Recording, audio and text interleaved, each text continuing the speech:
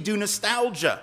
And the whole nation under Trumpism is gripped by that, the notion that once upon a time we were great. Now, they'll never tell you when you ask them when, right?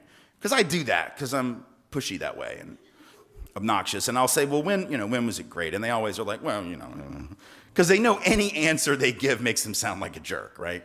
They can't give a good answer they can't say the 50s, because then they're going to be like, oh yeah, wait, They can't say the 1911 teens or something, because children are working in mines and factories. They know that sounds terrible, but in a way that's what they're thinking, right? That we want to go back to this age of supposed innocence when everything was wonderful. And so nostalgia makes up a big piece of it, and that's nothing new.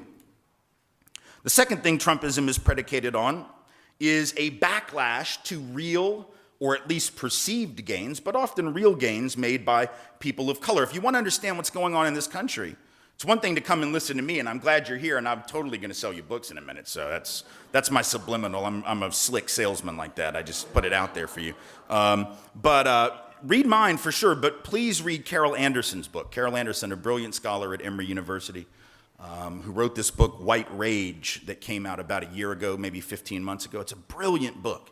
Because what she talks about, and she does it in only 148 or 172 pages or something, very quick, very brief, to the point, talking about how every single iteration of progress, specifically for black folks, but I think you can make the same analysis for peoples of color generally, every diminution of whiteness as power, every advance was met not just with the term backlash, which is almost a soft sell, right? But real rage, whether that was the rage that met the end of enslavement, right? The Reconstruction era met with intense hatred, and the resurrection of really slavery-like conditions for African-American folk throughout the South, a vicious resurgence of white supremacy, culminating, of course, in Jim Crow laws.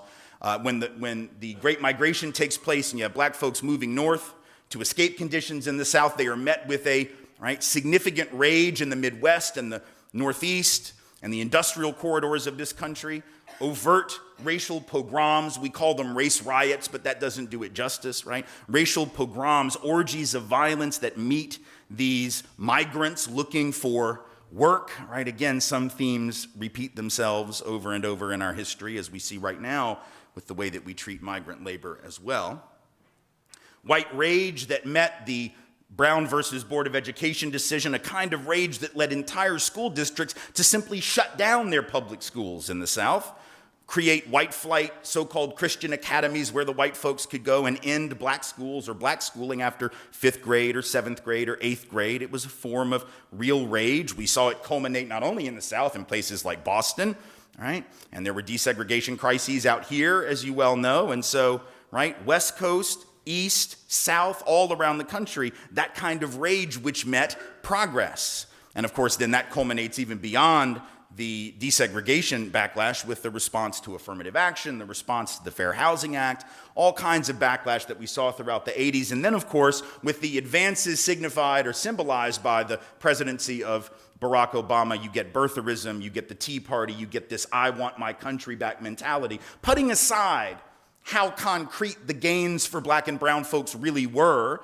in the years of the Obama administration, and we can debate that. I personally think there's a lot, of course, that was left on the table, so to speak. I don't put that on him. I put that on us and him. All of us together had to do more, didn't do enough. But the point is, it certainly was symbolic of advance. It was symbolic of progress, and it was met with the same kind of rage. And so what we're seeing with Trumpism is what we saw in the 60s and the early 70s. It's what we saw in the 1920s and the 1930s. It's what we saw in the 1890s, the 1870s, the 1880s, even some of the same rhetoric, right? The rhetoric of white victimhood, right? The idea that we're the ones now, that's what all the surveys say, white folks are locked in this not only nostalgia for the past, but this real fear that we're the ones being victimized. Not only the polls tell us that, YouTube tells us, right? Because you can get on YouTube